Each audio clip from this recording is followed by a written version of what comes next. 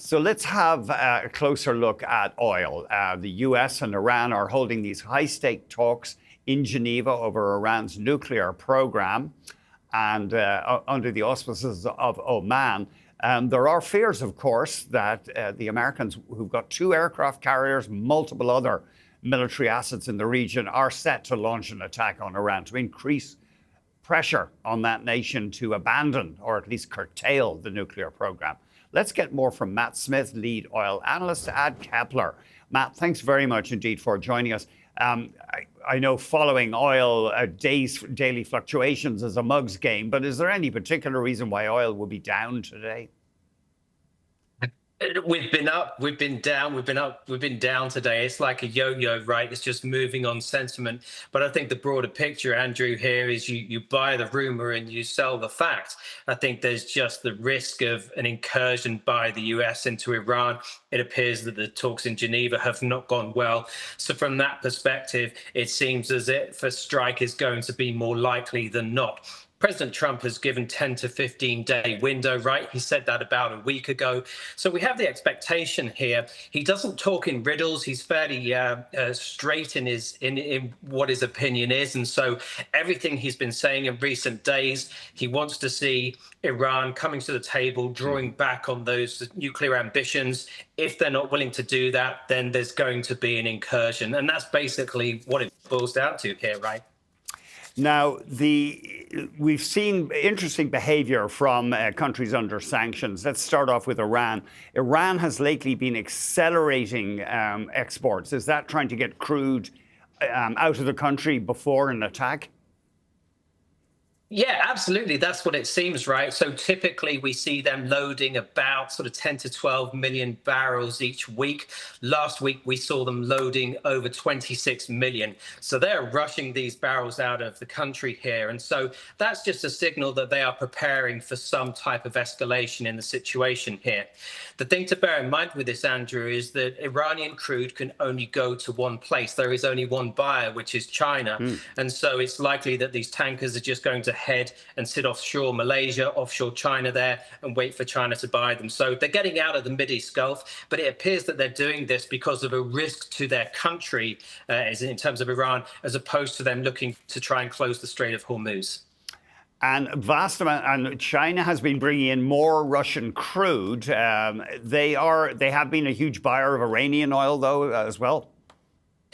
Yeah, exactly. So they've been basically the only buyer of that Iranian crude, right? And so we see 1.2, 1.3, 1.4 million barrels a day being discharged. But they have dialed back on that, Andrew, in recent months here. And we've been seeing that crude instead building up offshore China. But to your point, in terms of the Russian flows, we've seen India pick up so much of that crude in recent years here, up to sort of 2 million barrels a day of Russian material going in there.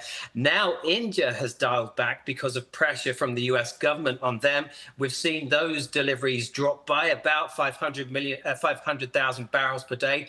Guess what? We have seen a pickup into China in particularly this month of about 500,000 barrels a day. So it's those Urals that are going from kind of the Baltics, the Black Sea there, all the way to going to China. So a long journey, but there's a huge discount for this crude simply because there's really nowhere else for it to go. So there's a common theme about these countries we're talking about, right? Iran, Russia, Venezuela has been taken out of the picture somewhat here, but they are discounted barrels of crude because they have very few destinations that will buy them. The Saudis, meanwhile, have been exporting more crude as well. Yeah, they have. So we have seen them pick up by about 400,000 barrels a day so far in February here, and we're about to close out the month. And so that's a trend that we have seen over the last kind of 4, 5, 6 months, something like that, where in September, we really saw Saudi crude exports pop by about 1 million barrels per day. And then we've seen them holding around 6.5 million barrels a day in recent months. And now they're up close to 7. Now, the thing to bear in mind, some of this is to do with seasonality as they burn less for power generation at home during the winter. That said, it is our expectation for Q2 and Q3 here that we're going to see OPEC unwinding production cuts again. Bear in mind, Andrew, they've paused for the first quarter of this year, but by all means, they've got to be fairly delighted with where prices are right now, given the expectations of such a supply glut coming into this year. So our expectation, they're going to be able to increase those exports potentially further as they unwind cuts. Yeah, there's talk of possibly an OPEC production or production increase in April. Yeah, so that's what we're looking at here. And so just Q2 and Q3, you know, they've had these tranches. It's all been very complicated how they've layered these in. And so they've unwound that first tranche. They've been unwinding the second tranche, but they've hit pause on it. But we expect them to start that back up again. That will clear out that tranche there. It will just make things that much clearer. And then going into next year, you know, the outlook for core OPEC in particular, Saudi Arabia, UAE, Kuwait, is going to be much better here as they are putting more barrels onto the market. They're claiming back market share, but they are also the ones with spare capacity, whereas others in the world just simply do not have it. And what about Cuba? Now, Cuba's had this awful crisis with oil, but some Venezuelan crude has been making its way there, even though the Americans control Venezuelan oil flows.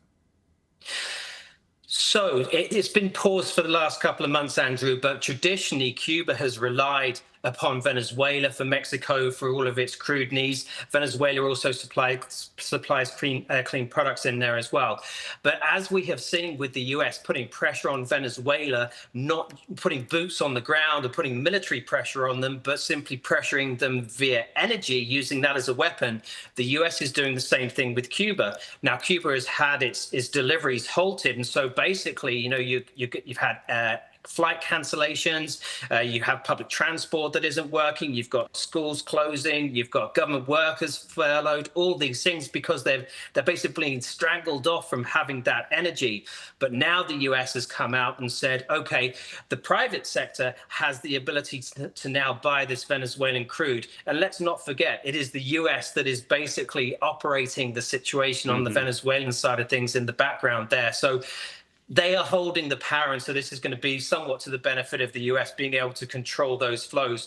Because one other thing, Andrew, we have seen a tanker that we saw a ship-to-ship transfer in Cyprus in the lightering zone there. So it's probably picking up Russian diesel. It was heading towards Cuba, and then yesterday, just before this news came out, that tanker halted and it stopped in the mid-Atlantic here. So all changes, all going on, all relating to sanctioned tankers and sanctioned crude, right?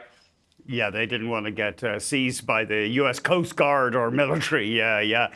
Matt, always great talking to you. Thanks very much indeed. Thank you. Matt Smith, lead oil analyst at Kpler.